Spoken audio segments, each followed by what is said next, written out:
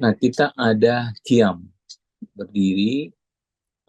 Qiyam adalah satu bentuk mempersiapkan diri dalam menghadapi berbagai cobaan dan penderitaan. Ini salah satu takwil ya, dalam makna qiyam, bahwa satu bentuk kesadaran bahwa memang Allah Subhanahu wa taala memberikan satu bentuk ujian ke dalam diri manusia. Makanya qiyam, berdiri ini adalah satu bentuk kesiapan bagaimana manusia siap menerima segala derita dan cobaan yang ada di dunia ini. Karena berkat cobaan itulah manusia akan ditempa, dan sehingga manusia akan lebih sempurna lagi dimensi jiwanya dan rohanianya. Tanpa ditempa dengan ujian dan cobaan, tentu manusia tidak akan sampai ke dimensi malakuti. Dengan cobaan itulah manusia bisa berjalan menuju Allah Subhanahu wa taala dan sampai ke singgasana ilah. Nah, qiyam itu adalah salah satu bentuk kesiapan manusia untuk menegaskan dirinya bahwa dia sanggup untuk menerima cobaan. Nah, ini pernah kita bahas ayatnya. Nah, cuma di sini kita penekannya waqumu lillahi qanitin. Berdirilah untuk Allah dengan khusyuk. Ini ada kata berdiri, qiyam, waqumu lillahi qanitin. Ini sudah kita bahas dalam tafsir surah Al-Baqarah. Tafsir surah Al-Baqarah alhamdulillah sudah kita bahas. Nah, kita pembahasannya waqumu lillahi qanitin. Berdirilah untuk Allah dengan khusyuk. Maksudnya manusia senantiasa memfokuskan dirinya ke hadirat Allah Subhanahu wa taala. Jadi kalau memfokuskan diri itu seperti manusia sedang melakukan ini ya. Apa kalau istilah kerennya sekarang ini mindfulness lah, kira-kira seperti itu. Yaitu satu bentuk kesadaran, bagaimana kesadarannya itu adalah seluruhnya kesadaran ilahiyah. Kesadaran ilahiyah. Jadi segala sesuatu itu dia memiliki satu bentuk kesadaran ilahi. Entah itu hatinya, akalnya, pikirannya, imajinasinya, dan seterusnya. Sehingga seluruh gerak-geriknya itu mengarah kepada kesadaran ilahiyah. Nah, dimensi kesadarannya itu di situ sebenarnya. Oke. Okay. Nah, qiyam juga bermakna mempersiapkan diri dalam menerima tajalli ilahi. Ini juga salah satu makna qiyam, yaitu kesiapan manusia untuk menerima tajalli ilahi. Karena posisi yang paling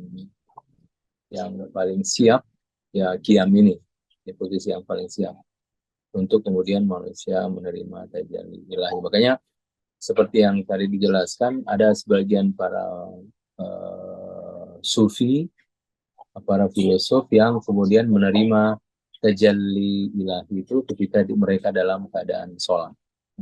Itu ada banyak sekali sufi-sufi yang menerima tajalli ilahi ketika mereka dalam sholat. Karena ya sholat itu yang kemudian membawa kita mi'raj ke alam batin.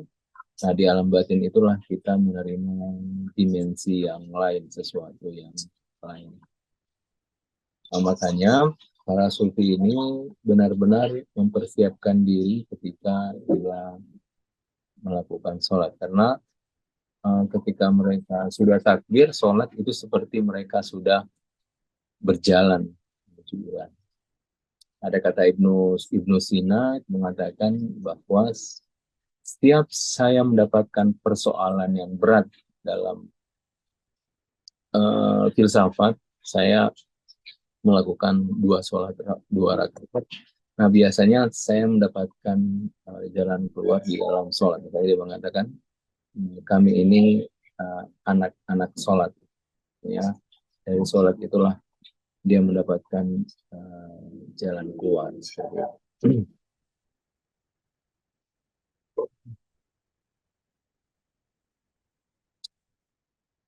Jadi dalam surah Al-Mudaththir Auzubillahi minasyaitonir rajim. Ya ayyuhal mudaththir qum fa'anzir wa rabbika fakabbir. Wahai orang-orang yang berselimut, bangunlah. Nah, seperti berdiri ya, bangunlah, lalu berilah peringatan dan agungkanlah Tuhan. Ya ayyuhal mudaththir qum fa'anzir. Ini juga penekanannya kepada makna qiyam. Untuk manusia punya kesiapan yang kita sebutkan tadi. Entah itu kesiapan dalam hal menerima cobaan, menerima tajalli ilahi dan seterusnya, itu tergantung dari makom seseorang.